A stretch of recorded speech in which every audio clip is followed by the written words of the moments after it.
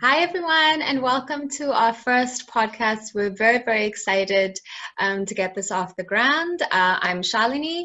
Hey, hi, this is Nikhila. So just to tell you a little bit about us, I'm from Sri Lanka. I'm a professional actress and have been acting for the past 10 years now, and I'm currently based in London. I have grown up and lived in the city of Hyderabad. This is in India, and my personal experiences of growing up in South Asia have made me an intersectional feminist. One where I sort of love my culture so much so that I actually also want to talk about the issues that we face as members of this community.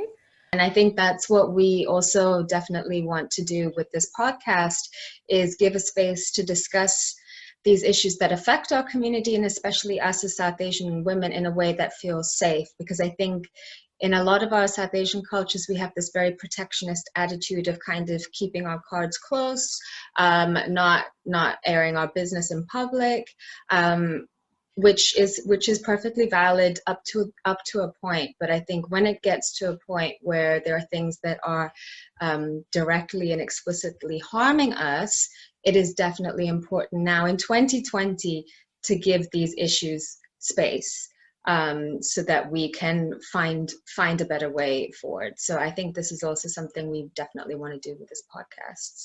I know we're kind of, a little bit late on this. There's already been so much conversation about Indian Matchmaking, the show on Netflix. You probably would have already had multiple conversations between you and your friends and family members, as well as there already being plenty of discussions online. But we wanted to kind of kick off our podcast with a discussion on this show. And we also have quite different and interesting perspectives, myself being Sri Lankan and a woman living in the diaspora, and Nikhila, you being somebody who's living in India, and you are definitely going to read that show in a totally different way to somebody who is not Indian, or somebody living in the diaspora who has a different experience. So it would be interesting actually to kick off with how it felt for you as an Indian woman living in India. Okay, I need to be honest. I did find it pretty triggering. Like few episodes, I had to, take a break and then kind of make myself watch all of them, because it felt all too real. And I've also been talking to a lot of my friends who are in India and friends who stay outside India, and I feel like the perception is like very different, because here it's pretty much a reality. Like, so Akshay's storyline, that's kind of a reality for a lot of people. The pressure to get married. It can be pretty triggering. So I did feel like it was pretty whitewashed and it was kind of toned down. So they didn't really focus on this much, because obviously I felt like the show was catering to Western audience more than towards people who stay within India. So I did find it kind of problematic. And like you mentioned, I mean, in this age, having a show that represents South Asia, it was great that they're kind of showcasing on a tradition that exists within our culture. But I also felt that I think we're moving beyond representation for the sake of representation. And I think we want representation to be talking about the issues that exist, and also kind of incorporating everybody's experience within the show. So did you feel that a little problematic? How did you find it? I mean, I found it, I have also a very different sensitivity, in that being an actress, issues of, I'm hypersensitive to representation and issues of representation, and especially for people of color. And I found it, I think there's a difference between representation and tokenism. And Oh, I yeah. felt like it kind of kept sliding up and down that scale.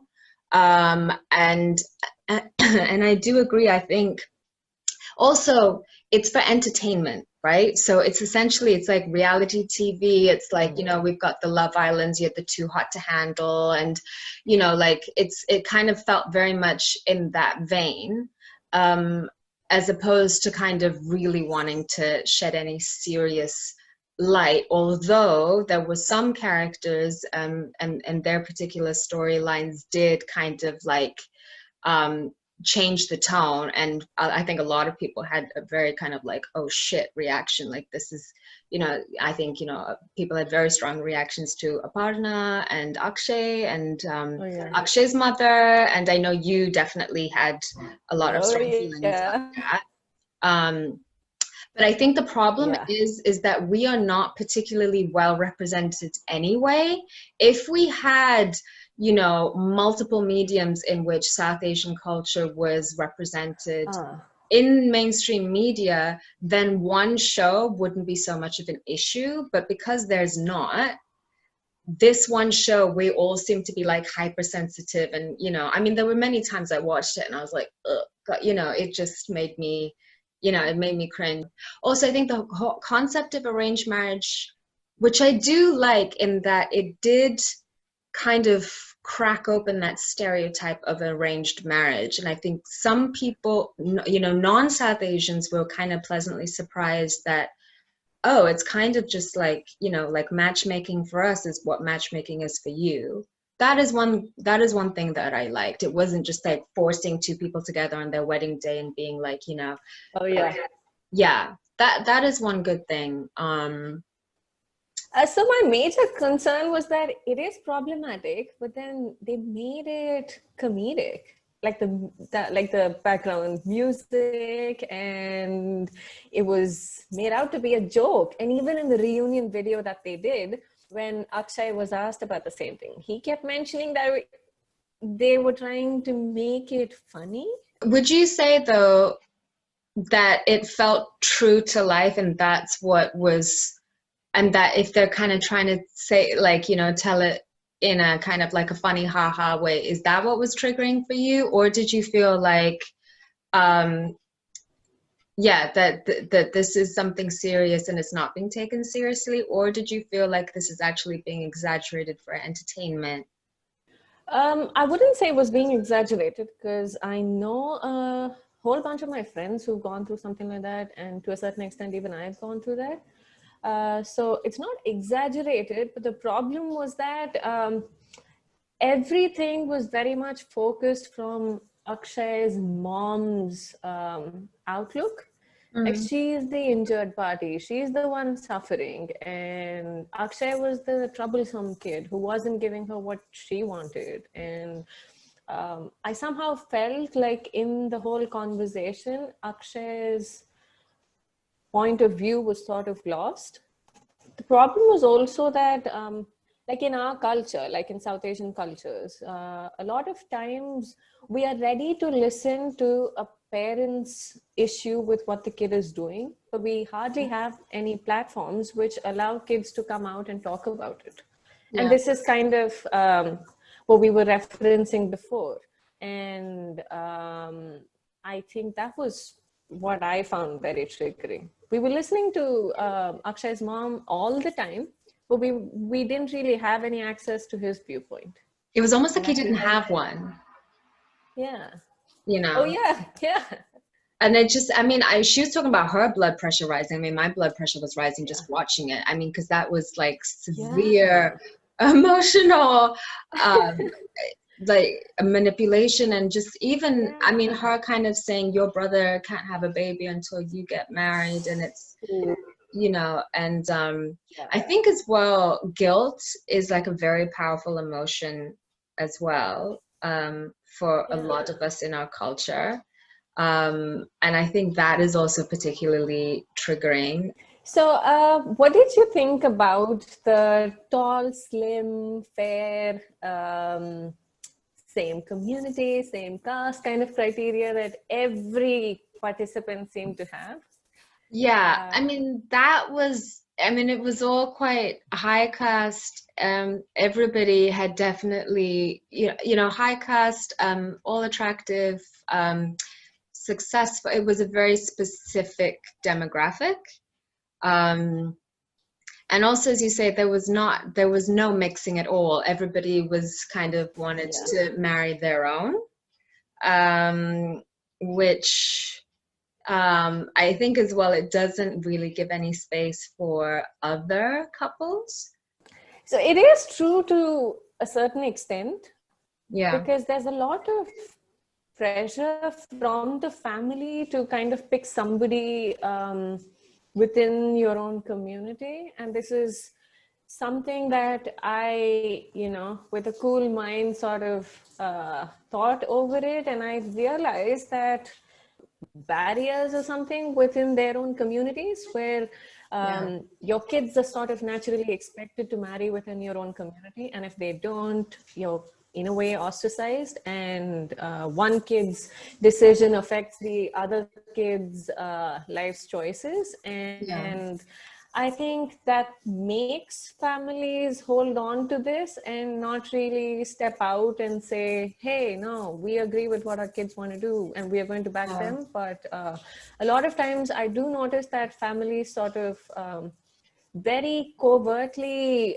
kind of send this message across. And this makes a lot of people who are in interreligious, intercaste, even interracial relationships kind of abstain from taking it to a marriage. And I know people who date and then break up because they know clearly, like right from the beginning, that it's never going to lead to a marriage because that person is not going to fit into their family. And I mean, they're clearly setting it up for a season 2, because they were introducing new characters even in the last episode. I think one thing that I do give the show credit for is, it's nice to actually see so many brown faces on screen. One, two, to actually kind of show that arranged marriage is not necessarily what you think arranged marriage always is.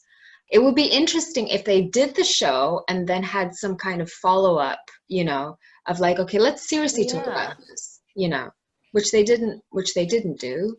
And it's just so interesting because there's no way to have this. We all have these conversations in our little pockets, but there's no real, like,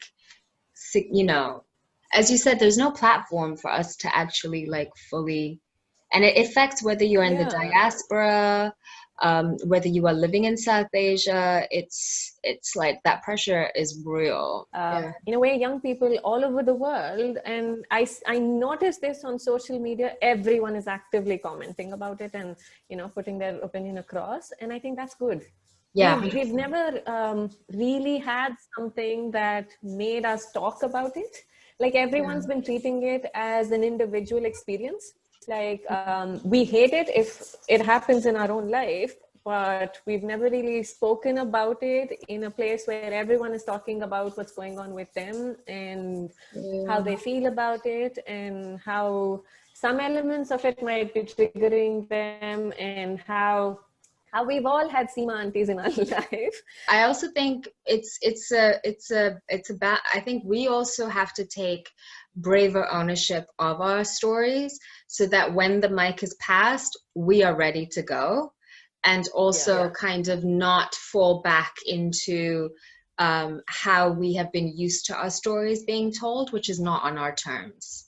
Do you know what I mean? So it's also that, and that is also something that I feel very strongly about, because I think in this particular industry, I think where the Black community have excelled is that in that they have taken ownership of their stories, and they, and it was decades of unacknowledged, unseen struggle and fight that have gotten to them to the place where we have Black Panther, where we have, BET, where we have Insecures, where we have, the brilliant Ava DuVernay, and and a whole expanse of Black films and shows that discuss the Black experience is something that is 3-dimensional. And I think that that I think it is also time for us to step up and be a bit braver.